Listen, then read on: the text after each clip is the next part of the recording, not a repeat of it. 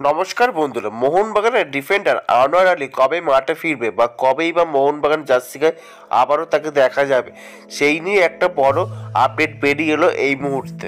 আনোয়ার আলী ছাড়া মোহনবাগানের ডিফেন্সের কি অবস্থা সেটা লাস্ট কয়েকটা ম্যাচে আমরা দেখতে পেয়েছি, এবং আনোয়ার আলী থাকলে মোহনবাগান ডিফেন্স কতটা ভালো হয় সেটা আমরা আগেও দেখেছি।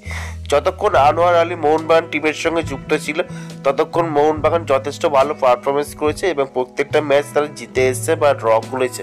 কিন্তু আনোয়ার আলী চোট পাওয়ার পর অর্থাৎ টিম থেকে ছিটকে যাওয়ার পর যে মোহনবাগানের ডিফেন্সের কি অবস্থা সেটা আমরা প্রত্যেকেই দেখেছি। আনোয়ার আলী কবে মাঠে ফিরবে সেই নিয়ে একটা যে আপডেট বেরিয়ে আসছে এই মুহূর্তে, সেটা হলো আনোয়ার আলী সম্ভবত 3 তারিখ থেকে মোহনবাগান টিমে প্র্যাকটিসে জয়েন করবে, কিন্তু সে সুপার কাপ খেলতে পারবে না।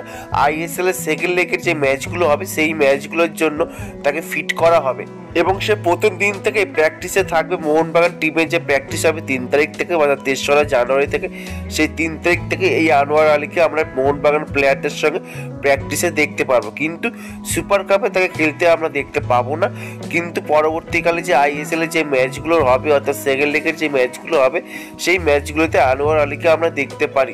তবে দেখা যাক যত তাড়াতাড়ি আনোয়ার আলী সুস্থ হয়ে মাঠে ফিরবে বা মোহনবাগান জার্সি গায়ে মাঠে নামবে ততটাই ভালো মোহনবাগান জনতার জন্য বা মোহনবাগান টিমের জন্য। তার কারণ মোহনবাগানের ডিফেন্সে আনোয়ার আলী একটা স্তম্ভ, সেই স্তম্ভ না থাকলে মোহনবাগানের ডিফেন্সের যে কী অবস্থা হয় সেটা আমরা লাস্ট কয়েকটা ম্যাচে দেখেছি। তাই যতটা সম্ভব এই আনোয়ার আলী দ্রুত মাঠে ফিরুক এবং মোহনবাগান টিম আবারও সেই আগের মতন ফর্মে খেলুক, সেটাই আমরা চাইব।